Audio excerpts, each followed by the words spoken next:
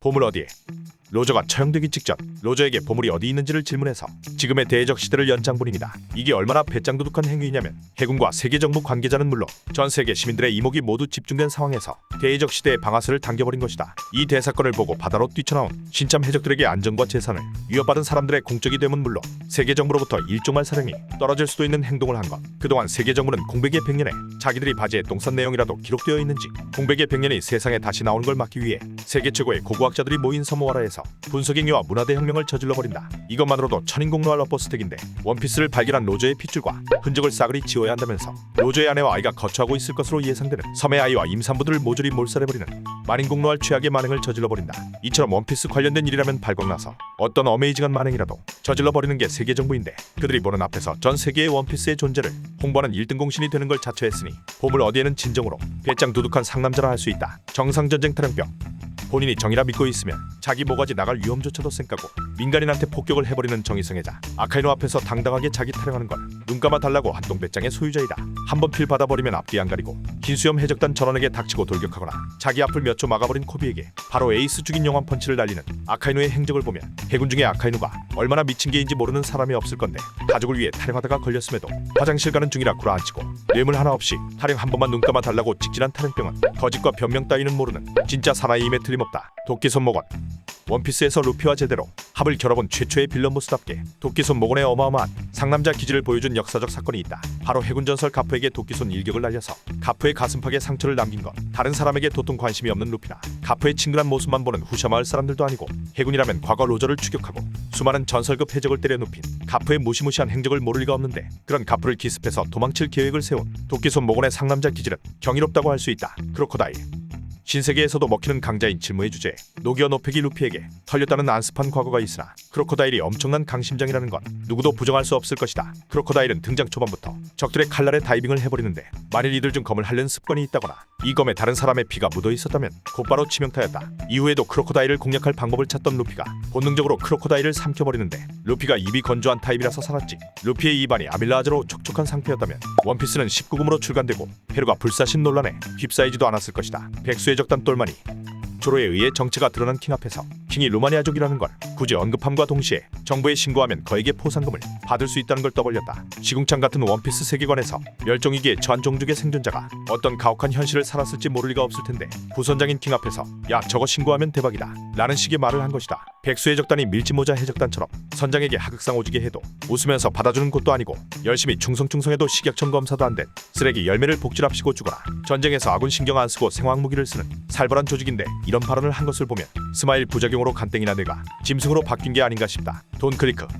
5천명의 부하를 거느리는 대적답게 엄청난 배짱을 가지고 있다. 타고난 지략과 강인함으로 사원과 해군 전선 그리고 산저강이 활동하는 최악의 바다 동해를 평정하고 위대한 항로에 진입했으나 세계 최강의 검사라는 자연재해를 만나 함대가 박살나고 꿈도 꺾일 뻔했다. 그러나 클리크는 포기하지 않고 재기를 노렸으며 다시금 사원급 강자인 질무의 미호크를 조우하게 된다. 보통의 자폐적이라면 눈물콧물 흘리면서 도망치는 게 일반적이지만 클리크는 오히려 미호크한테 도망치냐면서 도발을 한다. 경험치 적은 쪼레빌 때 말렙 고인물을 만나서 파산했음에도 꿈을 포기하지 않고 압도적인 강자에게 도전하는 돈 클리크. 그야말로 원피스의 주제의식을 온몸으로 보여주는 참된 해적이라 평할 수 있다. 광디버기.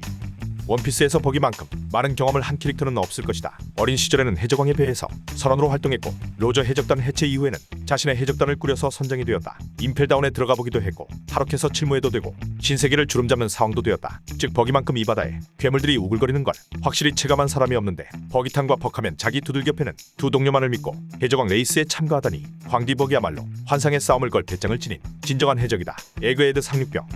원피스 최신 연재본에서는 오랫동안 베일에 쌓여있던 오로성의 실체가 공개된다. 동물계 능력 각성자 같은 모습을 하고 있는데 상륙병 중 한 명이 세턴의 모습을 보고는 오우쉣 완전 괴물같이 생겼는데 라는 폭언을 뱉어버린 것이다. 권력자가 심심풀이로 사람을 죽이는 게 자연스러운 원피스 세계관에서 세계 최고의 권력자에게 노바꾸로 외모비아를 한 상륙병의 강심장은 경악과 감탄을 금치 않을 수가 없다. 포트거스 디에이스.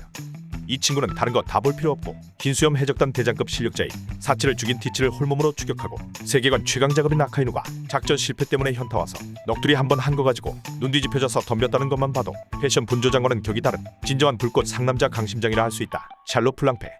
원피스 진짜 상남자들이라는 제목 쓰고 싶어서 얘는 그냥 뺄까 고민하기도 했지만 워낙 레전드급의 행적을 보여줘서 결국 제목까지 바꿔버리게 한 상여자 플란페이다. 자기 앞을 막아서면 자식이고 나발이고 영혼 뽑아버리는 빅맘을 보면 알 수 있듯 토트랜드에서는 빅맘 자식이라고 목숨이 보존되는 게 아닌데 해적단 2인자인 카타쿠리 면전 앞에서 외모를 조롱하고 침까지 뱉어버리는 경악스러운 똥배짱을 부린다. 카타쿠리가 말랑한 성격이라 세상 물정 모르고 겁대가리 없이 깝쳤다고 추론할 수도 있으나 이 추론도 결코 아닌 것이 자기 비밀을 봤다는 이유 하나만으로 충성스러운 요리사들도 몰살해버릴 만큼 자기 입의 비밀을 중요시하는 게 카타쿠리다. 그런 카타쿠리 앞에서 세상에 퍼뜨리겠다면서 사진을 찍어대는 걸 보고 있는 내가 머리가 어지러울 지경이었다. 카타쿠리는 그냥 넘어갈지라도 카타쿠리와 다른 형제들의 사이를 생각하면 페로스페로가 사탕으로 대가리를 후리던가 오븐이 노릇하게 구워버릴 것 같은데 이런 행동을 벌인다는 건 플란페가 보통 정신 나간 강심장이 아니라는 걸 짐작할 수 있다. 무엇보다 본인의 체형이 이토록 저주받은 체형인데 모델 체형의 카타쿠리를 조롱하다니 플란페의 저 근거 없는 자신감은 경이로울 지경이다. 후지토라 그간 해군임에도 상관의 명령을 무시하고 자기 하고 싶은 대로 해왔기 때문에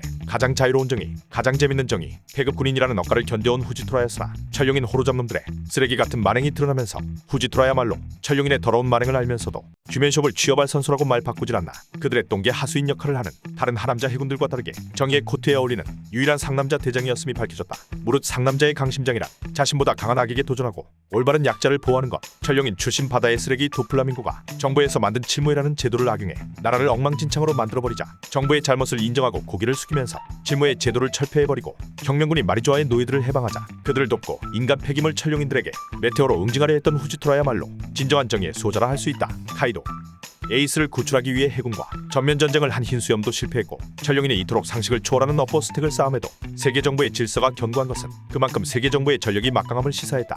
실제로 그냥 관리직 아닐까 싶었던 오로성도 상상을 초월하는 강자임이 밝혀졌고 천룡인들도 고대병기를 가진 고대왕국 제끼고 세계의 패자가 된 민족의 후예답게 단련한 놈들은 무지막지하게 강해지는 혈통이었다. 여기에다가 세계에서 가장 거대한 무력 집단인 해군마저 있으니 정상적인 해적이라면 그냥 해군 피해 다니면서 부귀영화를 추구할 법도 하나. 상남자 중에 상남자인 용보지께서는 천룡인 출신인 사기꾼 과일 장수에 쓰레기 열매라도 부하들에게 먹이면서 온몸 비틀어가며 천룡인들이 지배하는 썩어빠진 세상을 뒤집어 엎으려 했다. 그래도 스마일로는 도저히 안 되겠는지 천룡인을 무찌를 수 있는 진품 악마의 열매인 니카 열매를 먹은 루피에게 유행을 배워야 한다는 것도 체감시켜주고 회의감 쓰는 방법도 깨우치게 해주고 기어이 니카로 각성까지 시켜주면서 천룡인을 끄집어내리는 데 진심이었던 상남자 용보지. 원피스의 팬들은 당신을 기억할 겁니다. 돈키호테 도플라밍고.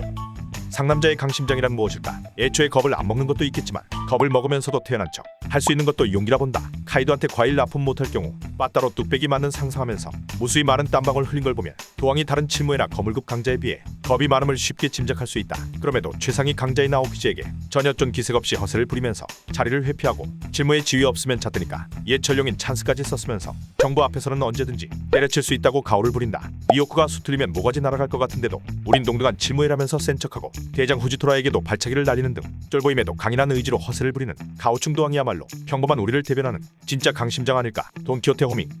얘 무슨 배짱으로 하게 이주했는지 모르겠다. 영상 끝.